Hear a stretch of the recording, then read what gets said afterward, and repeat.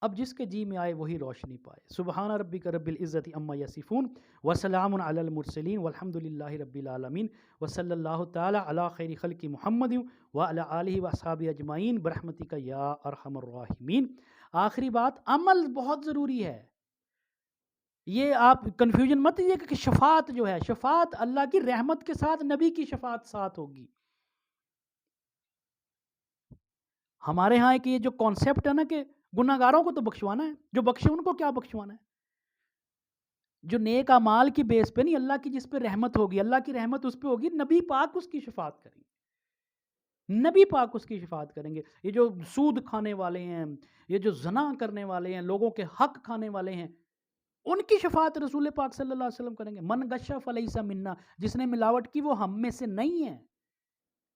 نبی تو اس کو ماننے سے انکاری ہیں، تو اس سے بڑے بڑے جو لوگ گناہ کر رہے ہیں۔ اللہم صلی علی محمد وعلی آل محمد۔